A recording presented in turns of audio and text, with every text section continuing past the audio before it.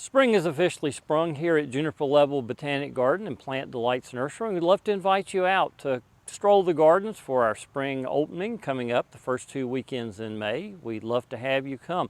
There's lots in bloom. I'm standing here beside one of the new heliotropes, pretty incredible plant. This one started to bloom early in spring and it'll continue all the way till fall. But there's so many things that come in and out of bloom and you get to see something different almost every day that you arrive. Let's take a walk. One of the specialties we have are agaves or century plants, and we've got over 12 already in flower spike. The tallest being our green goblet, which should be in absolutely peak flower, hopefully for open house. It's already topping out at 20 feet, so you may need to bring your binoculars to see all the way to the top. There's a lot of color everywhere you look, from the dianthus, the hardy carnations, our native phlox, the wonderful baptisias, of which we have a massive collection. You'll see baptisias in every color imaginable: whites, blues, pinks, yellows, oranges, and pretty much everything in between.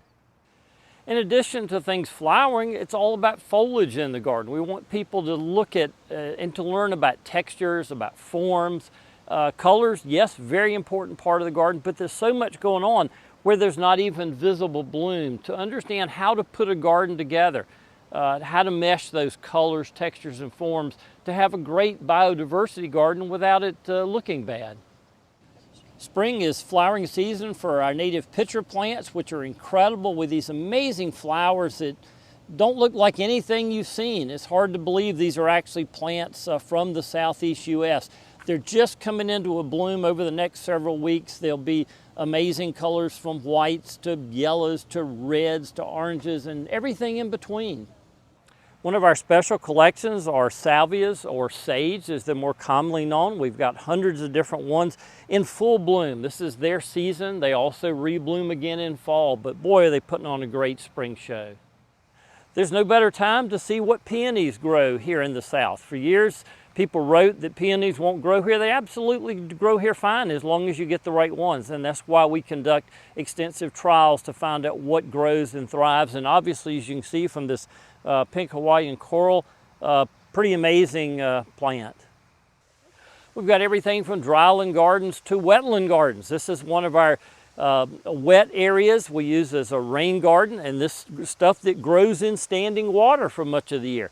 This is an incredible show of iris. They're just getting going. They should be in peak for open house. You'll see iris from Japan, iris from the southeast U.S., and literally everything you can imagine in iris that grow in wet as opposed to typical dry.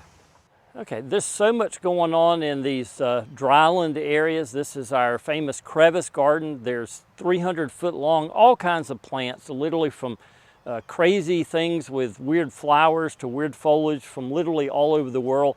I hope you come have some time to spend in areas like this.